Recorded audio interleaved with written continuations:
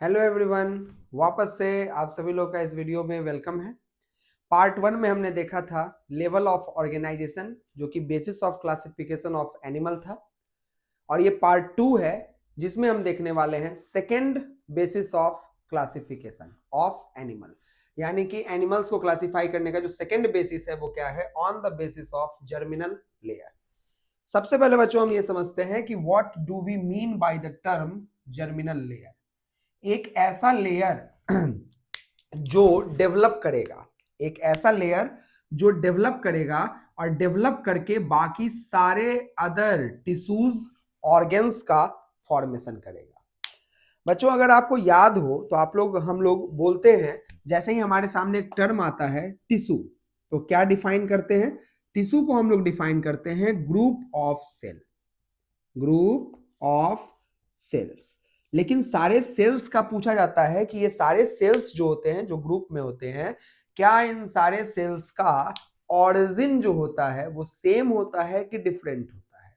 तो आप बोलते हैं कि नहीं सर, सारे सेल्स जो एक ग्रुप बना रखे हैं उनका ऑरिजिन क्या होगा, सेम होगा, है ना। Their origin must always be same, their origin must always be same. तो आखिरकार कहानी ये है कि ऑरिजिन तो सेम होगा, लेकिन ये ऑरिजिन से हमारा क्या लेना देना है, क्या मतलब है, ऑरिजिन से क्या मतलब है। जैसे ही ये समझेंगे ना, जर्मिनल लेयर का कंसेप्ट भी अपने आप क्लियर हो जाएगा। तो चलिए समझते हैं, थोड़ा फ्लैशबैक में चलते हैं। आप लोगों को मालूम होगा कि जो शुरुआत होती है हम लोगों की, उसमें क्या होता है, सबसे पहले मेल गैमेट यानी कि स्पर्मेटोजोआ, एंड फीमेल गैमेट होता है ओवा, है ना। Male gamete spermatozoa and female gamete ओवा, ये दोनों आपस में फर्टिलाइज करके किसका निर्माण करता है, जाइगोट का फॉर्मेशन करता है। तो यहाँ पे जाइगोट का फॉर्मेशन हो गया। अब जाइगोट तो वन सेल्ड स्ट्रक्चर होता है, लेकिन हम लोग तो मल्टी सेलुलर है। तो आखिरकार क्या होता होगा, तो इस जाइगोट में ना कॉन्टिन्यूअस रिपीटेड डिवीजन होता है। इसके शुरुआती डिवीजन को, अर्ली स्टेज में जो इसमें डिवीजन होता है उसको हम लोग क्लीवेज कहते हैं, जो कि एक प्रकार का माइटोसिस ही होता है। लेकिन उस माइटोसिस में ग्रोथ फेज नहीं होते हैं। कारण रिप्रोडक्शन चैप्टर में पढ़ेंगे तो ज्यादा बेहतर रहेगा अभी, क्योंकि टॉपिक हमारा कुछ और है। तो जाइगोट में रिपीटेड डिवीजन होते हैं जिसको हम लोग क्लीवेज कहते हैं। एंड देन जिस चीज के लिए क्लीवेज होता है वो मकसद अगर पूरा हो जाता है तो फिर नॉर्मल माइटोटिक डिवीजन होने लग जाते हैं। अल्टीमेटली इस जाइगोट में वन सेल से मल्टीपल सेल्स का फॉर्मेशन हो जाता है। और मल्टीपल सेल्स का फॉर्मेशन जब होता है तो वो कुछ इस तरीके का आपको क्या होगा, दिखने लगेगा। यानी कि अब जो है यहाँ पे जाइगोट में जो इम्ब्रियो का फॉर्मेशन हुआ है उसमें बहुत सारे सेल्स जो है वो क्या हो चुके होंगे, बन चुके होंगे, बहुत सारे सेल्स बन चुके होंगे। अब ये सारे सेल्स बन चुके हैं। अब ये सारे सेल्स क्या होते हैं ना, अरेंज होते हैं, सजते हैं, अरेंज होते हैं। अरेंज होने के लिए ना ये माइग्रेट करते हैं। रिप्रोडक्शन चैप्टर में एक टॉपिक पढ़ाया जाता है इम्ब्रियोनिक डेवलपमेंट, हालांकि अब नीट के सिलेबस से उसको थोड़ा सा हटा दिया गया है। इम्ब्रियोनिक डेवलपमेंट में हम लोग पढ़ते हैं, सबसे पहला स्टेप है क्लीवेज। क्लीवेज के बाद पढ़ते हैं कि मोडुला बन जाता है। मोडुला से ब्लास्टुला स्टेज आता है, यहीं तक नीट में रखा गया है। जबकि ब्लास्टुला के बाद एक गैस्ट्रुला स्टेज भी आता है। और जो गैस्ट्रुला स्टेज होता है उसमें क्या होता है बच्चों, ये जितने भी सेल्स होते हैं जो अनडिफरेंशिएटेड सेल है, जिसका हमको नहीं पता है कि ये किस रूप में डेवलप करने वाले हैं, ये क्या होंगे, डिफरेंशिएट होंगे, ये अरेंज होंगे और लेयर का फॉर्मेशन करेंगे। अब सवाल उठता है कि ये जितने भी सेल्स हैं ये कितने लेयर का फॉर्मेशन करेंगे। तो बस इसी के आधार पे बच्चों देखिए बात करने जा रहे हैं। लेयर का फॉर्मेशन करेंगे, पहले समझना, लेयर का फॉर्मेशन करेंगे। और अगर हमने बोला लेयर का फॉर्मेशन करेंगे तो उस लेयर का नाम क्या होगा, जर्मिनल लेयर। क्लियर है? तो ये सारे सेल्स जो होते हैं एम्ब्रियो के, वो अरेंज होके किसका फॉर्मेशन करते हैं, लेयर्स का। तो पहले तो हम एक लेवल पार कर जाते हैं। यहां पे हम बोलेंगे undifferentiated, undifferentiated cells during embryonic development, undifferentiated cells during embryonic development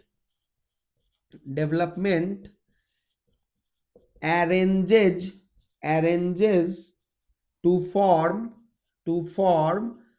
germinal layer, arranges to form germinal layer, है ना। ये जर्मिनल लेयर का फॉर्मेशन करता है। क्लियर है। तो जर्मिनल लेयर कैसे बना समझ में आया। अब इंपॉर्टेंट बात यह है कि एनिमल्स तो अलग अलग प्रकार के होते हैं बच्चों।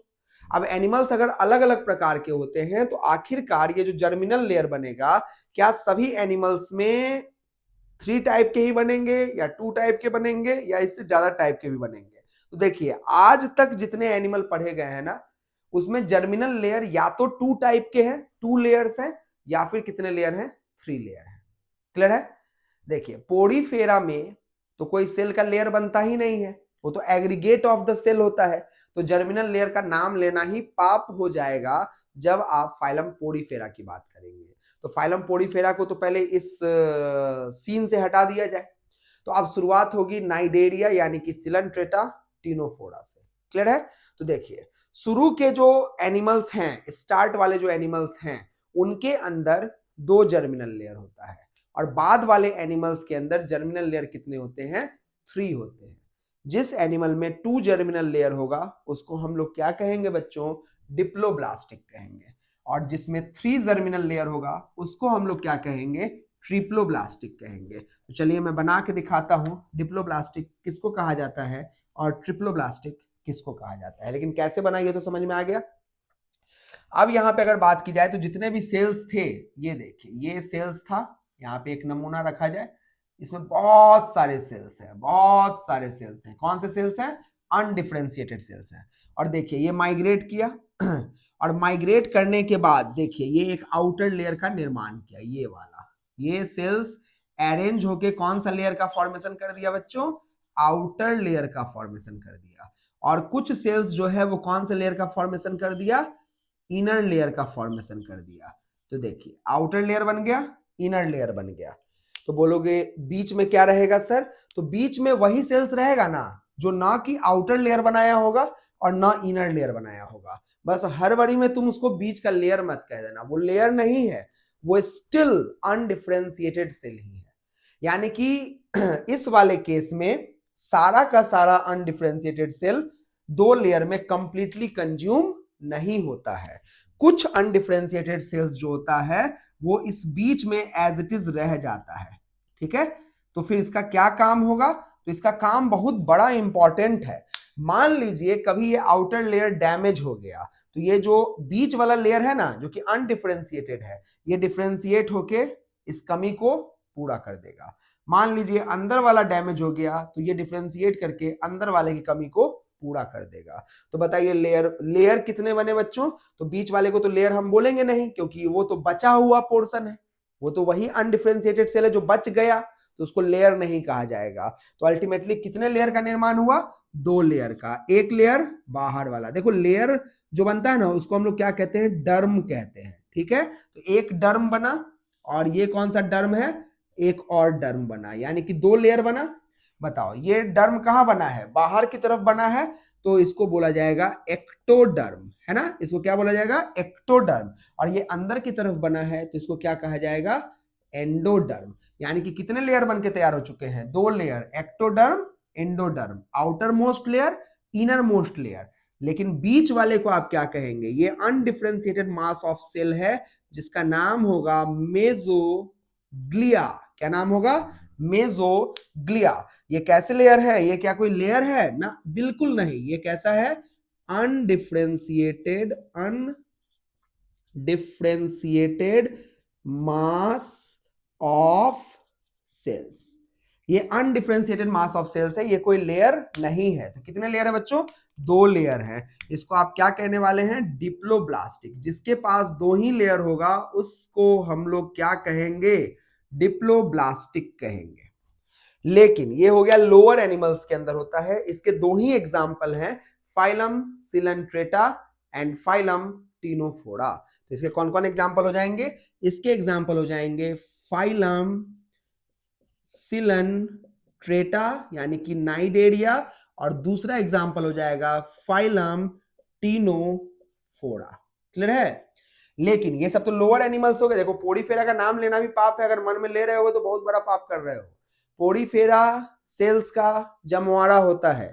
पोरीफेरा में किसी भी लेयर का निर्माण नहीं होता है।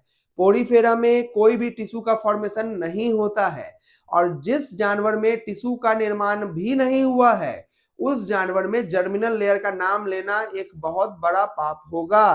तो पोरीफेरा ना तो डिप्लोब्लास्टिक होता है, तो ट्रिप्लोब्लास्टिक सोचना तो फिर क्या ही कहा जाए, कुछ ज्यादा ही नहीं हो जाएगा, तो बिल्कुल नहीं होने वाला है। तो पोरीफेरा को कर दीजिए साइड। उसके बाद वाले जानवरों में सिलेंट्रेटा और टीनोफोरा ही मात्र दो ऐसे फाइलम हैं जो कैसे जानवर होने वाले हैं, डिप्लोब्लास्टिक होने वाले हैं बच्चों। तो अब बात करते हैं हम लोग ट्रिप्लोब्लास्टिक के बारे में। तो देखिए ट्रिप्लोब्लास्टिक में क्या होगा, ये रहा आउटर मोस्ट लेयर, है ना। कुछ सेल्स बाहर का लेयर बनाएंगे, इसको हम लोग कहेंगे आउटर मोस्ट लेयर। तो इसका नाम तो आपको मालूम ही है, एक्टोडर्म रखने वाले हैं। कुछ सेल्स अंदर वाले लेयर बनाएंगे जिसको हम लोग कहने वाले हैं एंडोडर्म, है ना। और बीच में खाली नहीं रहेगा बच्चों, बीच में भी जो अनडिफरेंशिएटेड सेल्स यहां थे ना, वो अनडिफरेंशिएटेड यहां नहीं रहने वाले हैं।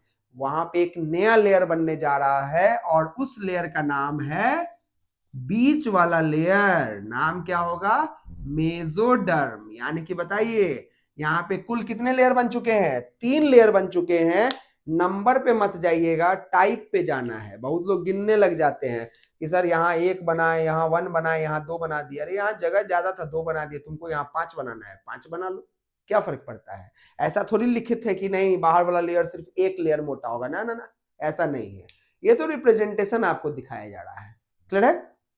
अब देखो नाम क्या रखा जाएगा, तो नाम ये रखा जाएगा, जो बाहर वाला लेयर है उसको क्या कहेंगे, एक्टोडर्म। जो अंदर वाला लेयर है उसको क्या कहेंगे, एंडोडर्म। और जो बीच वाला लेयर है उसको क्या कहेंगे, मेसोडर्म। तो देखिए ये है एक्टोडर्म, ये है मेसोडर्म, और ये है एंडोडर्म। ठीक है, तो इसका नाम हो जाएगा एक्टोडर्म। एक्टोडर्म बाहर वाला, ये हो गया मेसोडर्म बीच वाला, और ये हो गया एंडोडर्म जो कि सबसे अंदर वाला। 3 लेयर है। तो ऐसे जानवर को हम लोग कौन सा जानवर कहने वाले हैं बच्चों, ट्रिप्लोब्लास्टिक। यानी कि बताइए on the basis of germinal layer animal कितने प्रकार के हैं, 2 प्रकार के हैं। पहला एनिमल डिप्लोब्लास्टिक है, दूसरा एनिमल ट्रिप्लोब्लास्टिक है। और पोरीफेरा में तो खैर कोई जर्मिनल लेयर होता ही नहीं है। डिप्लोब्लास्टिक में कौन कौन आएगा बच्चों, सिलेंट्रेटा, टीनोफोरा। तो इधर बताइए कौन कौन आएगा, बोलिएगा, याद होगा, बोलिएगा, बिल्कुल याद होगा। कौन कौन सा फाइलम आएगा, फाइलम बोलते जाइए, कौन आएगा, प्लैटीहेल्मिन्थिस, बहुत बढ़िया। प्लैटीहेल्मिन्थिस के बाद कौन आएगा, बोलते रहिएगा, एस्कीहेल्मिन्थिस, बहुत बढ़िया। याद ऐसे ही होता है, बार बार बोलने से याद होगा। एस्कीहेल्मिन्थिस के बाद कौन आएगा, एनेलिडा आएगा, बहुत बढ़िया। एनेलिडा के बाद कौन आएगा, अर्थ्रोपोडा, बहुत बढ़िया, याद होते जाएगा इसी तरीके से, अर्थ्रोपोडा। अर्थ्रोपोडा के बाद कौन आएगा बच्चों, तो अर्थ्रोपोडा के बाद आएगा मोलस्का, बहुत बढ़िया है। मोलस्का के बाद कौन आएगा, इकाइनोडर्मेटा, इकाइनोडर्मेटा। इकाइनोडर्मेटा के बाद कौन आएगा बच्चों, हेमिकॉर्डेटा, बहुत बढ़िया, याद हो रहा है, हेमिकॉर्डेटा। और लास्ट अगर हम लोग बात करें तो यहां जगह ना हो पाने की वजह से यहां लिख देता हूं, कौन आएगा, कॉर्डेटा, बहुत बढ़िया, है ना।